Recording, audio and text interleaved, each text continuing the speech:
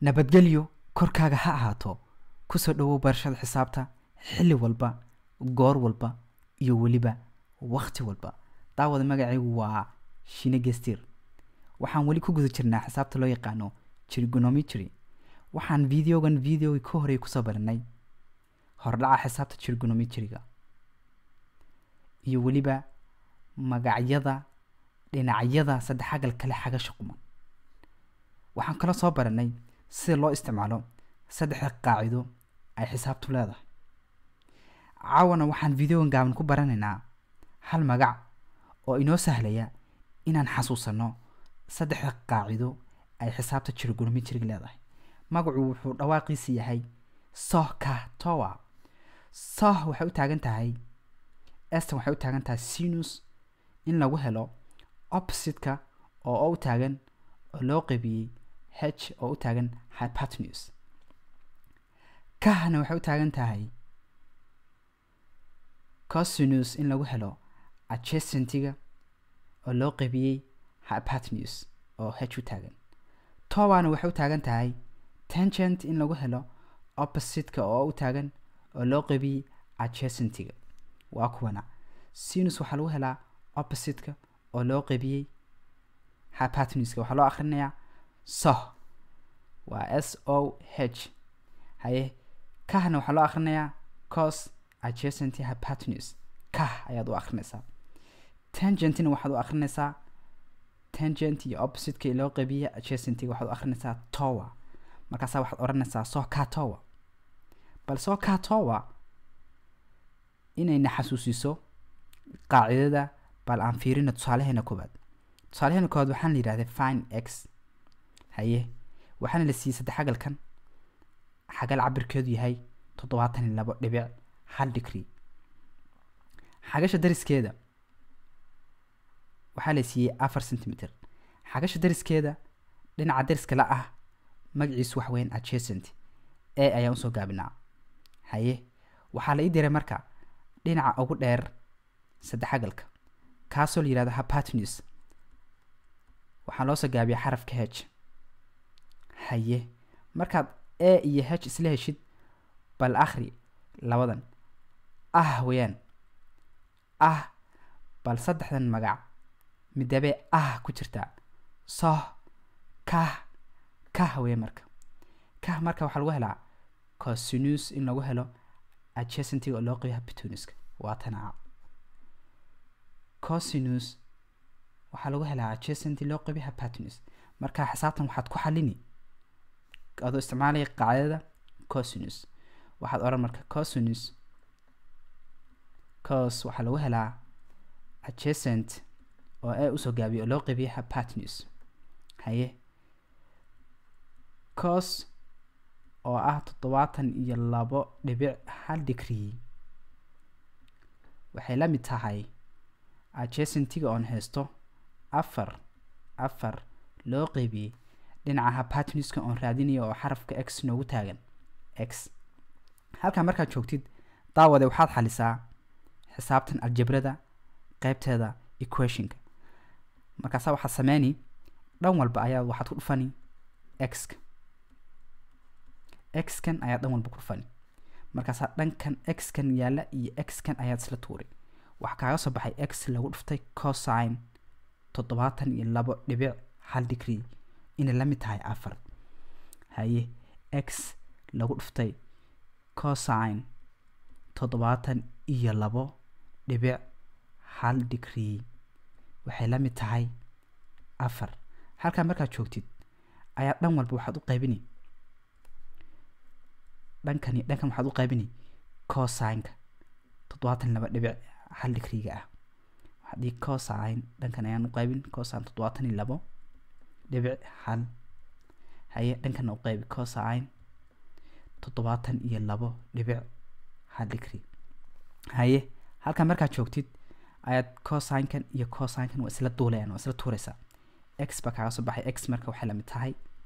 4 loo qaybiyay cosine markaasaad calculator-kaaga aadi 4 loo qaybiyay cosine 72.1 degree waa imisa waa 13 x markaa waxay la mid tahay 13 centimeter dhinaca ugu dheer ee saddex xagal kale xagasha quman ee la siiyay xagashan 72.1 degree dhinaca xagash dariska la ahna la siiyay 4 centimeter waa 13 centimeter haye muhiimadu waxa weeyaan inaad xasuusan kartid inaad soo saari kartid dhinaca magaciisa oo ah hypotenuse iyo dhinaca magaciisa oo ah adjacent a iyo h isku akhri marka sadii saddex qaacido midaan isticmaalaya waa ka oo ah cos in lagu helo adjacent loo qeeyo hypotenuse waaba intaas balaan u gudubna tusaaleena labaad waxaan yiraahdaa isagana soo hel x waa dhinacan xagal waxaan la siiyay 38 degree haye dhinacana loo diray wuxuu ka soo horjeeda xagasha magaciisu waa opposite oo igu qor marka dhinaca la isiyana waa dhinacii ugu dheeraa waa hypotenuse h igu qor marka saad dhihi waxaan haystaa o iyo h isku akhri marka markaasaa waxaad dhihi magacii la dhihi jiray soo ka towa haye waa markaasaa ween buu kusoo xasuusanaya marka waxay u taagan tahay in lagu helo sin in lagu helo opposite-ka oo loo qaybiyey hypotenuse-ka waxaad dhihi markaas adoo xisaabtan xalinaya sin waxaa lagu helaa opposite-ka oo loo qaybiyey hypotenuse-ka haye sin 38 degree waxay la mid tahay opposite-ka oo raadinno x noogu taagan x loo qaybiyey hypotenuse-ka oo haysano 10 centimeter halka markaad joogtid ayaa waxaan dhahnay dhan walba waxaad ku dhufanaysaa 10kan iyo 10kan waa isla duulayaan markaasaa waxaad odhani 10 lagu dhuftay sin 38 degree waxay la mid tahay x oo ah dhinaca aan raadinayno markaasaa waxaad isku dhufani 10kan iyo sin 38 degree calculatorkina soo qaad 10 lagu dhuftay sin 38 degree waa imisa waa 6.1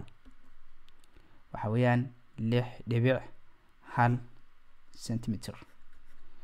x marka waxay la mid tahay 6.1 centimeter dhinacan ka soo horjeeda xagasha 38 degree cabirkeedu waxa weeyaan 6.1 centimeter taasina waa tusaaleheeni labaad balaan u gudubna tusaalaha saddexaad sidoo kale waxaa la yiraahdaa waxa soo heshaan dhinaca x waa ka dhinaca x haye dhinaca x ee loo diray wuxuu ka soo horjeedaa xagasha aan haysanay ee cabirkeedu yahay 38 degree wahagaag dhinacaan haysano dhinacana aan haysano cabirkiisa 42 centimeter wuxuu daris leeyahay xagasha haye marka labada dhinac magacyadooda laga rabaa haye dhinacan xagasha dariska la ah waxaa la yiraahdaa adjacent waxaa la siiyaa xarafka e dhinaca xagasha ka soo horjeedana waxaa la yiraahdaa opposite waxaa la siiyaa xarafka o waxaan haystaa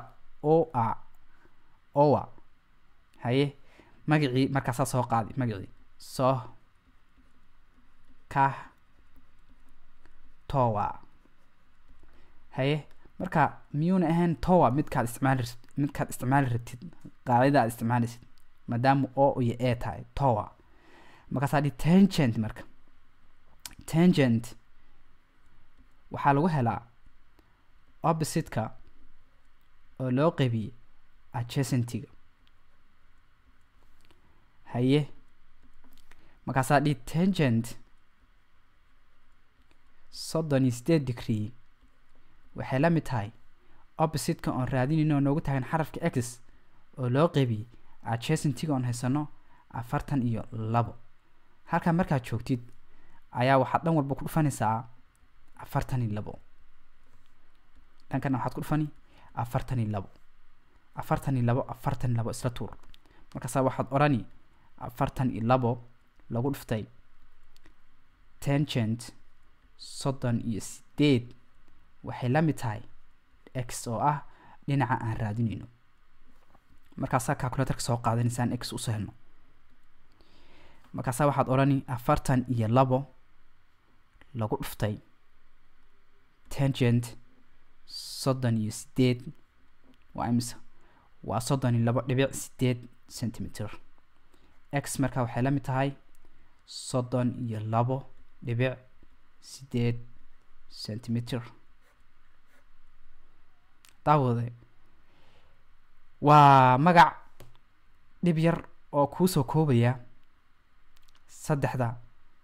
qaacido ay leedahay xisaabta trigonometriga. waxaan rajeynayaa inuu magacaasi uu kuu fududeyn doono xisaabta trigonometriga. waxaan videoada soo socda oo ku saabsan cashirkeena trigonometriga ku qaadan doonaa sida loo soo helo xaglaha inagoo haysana dhinacyada. waxaan kaloo ku baran doonaa Microsoft Excel-ka sida loogu xisaabiyo trigonometriga.